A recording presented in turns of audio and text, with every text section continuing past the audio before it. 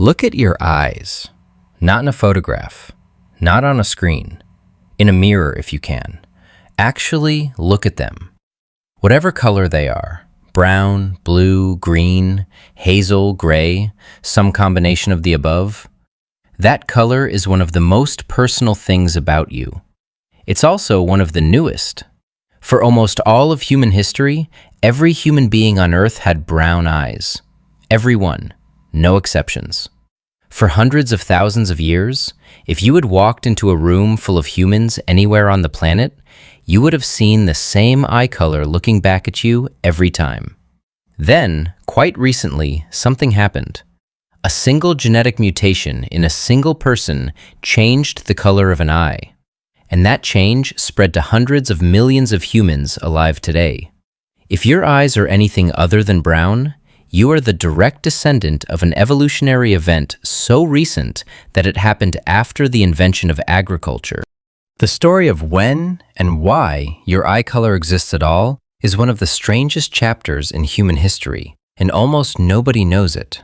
Let's start with a fact that shocked geneticists the most. For most of human history, for at least 200,000 years of anatomically modern humans, brown was the only human eye color. Not the most common, the only one. The oldest human remains we've been able to genetically test all show the same result. Ancient Africans, ancient Europeans, ancient Asians, ancient Middle Easterners, brown, brown, brown, brown. If you had lived 15,000 years ago, anywhere on Earth, every single person you ever met in your entire life would have had dark brown eyes. Then, somewhere between 6,000 and 10,000 years ago, a baby was born. We don't know their name. We don't know their exact age at death. We don't know if they were a man or a woman, but we know something almost impossible to imagine about them. Every single blue-eyed human alive on Earth today is descended from that one person. Every one. This was proven in 2008 by a Danish geneticist named Hans Eyberg at the University of Copenhagen. Eyberg and his team spent years tracing blue eyes back through the genetic record.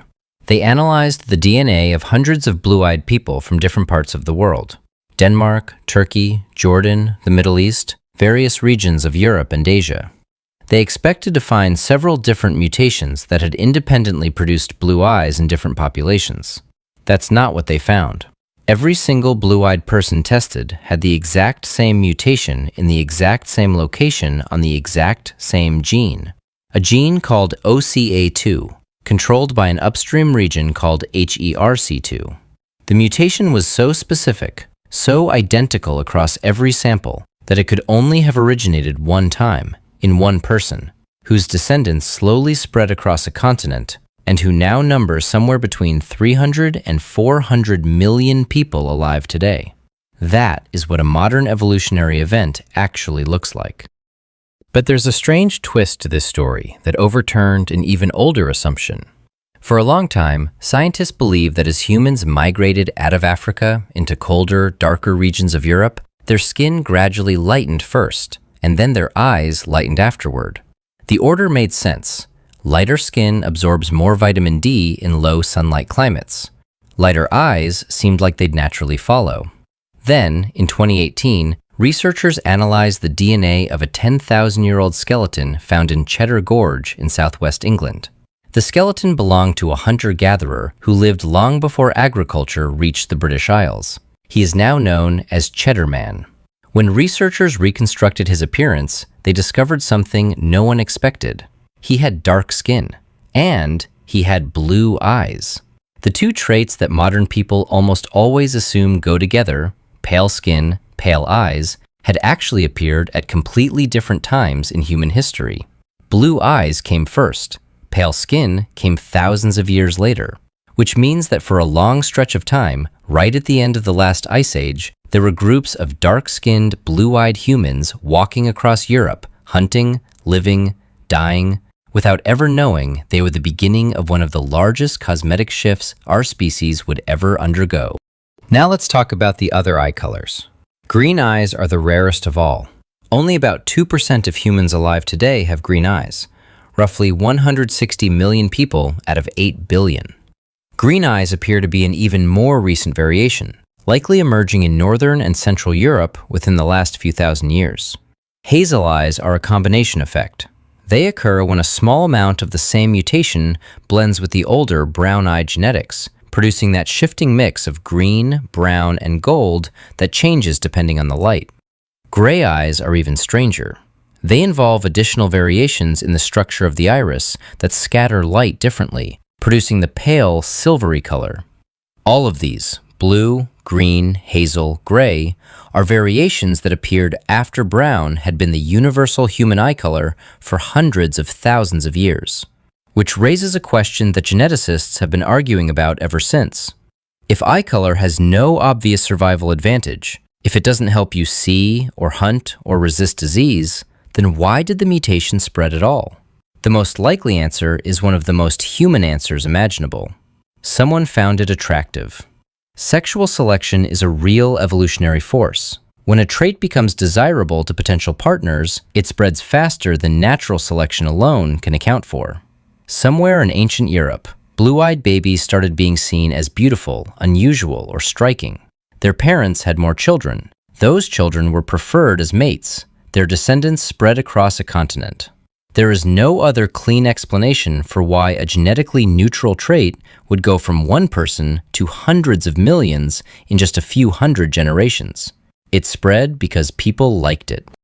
And this is where the story becomes quietly disturbing. Because if eye color spread through preference, then eye color is still spreading through preference. The same evolutionary force that took blue eyes from one person to hundreds of millions is still operating today. Preference is still choosing. Genes are still shifting. New eye color mutations may be occurring right now in babies being born this week, in populations we haven't yet studied, that could, over the next few thousand years, spread into their own continents, their own regions, their own hundreds of millions. Your eye color, whatever it is not a fixed human feature. It is a snapshot of an ongoing evolutionary process that started roughly 10,000 years ago and has not stopped since.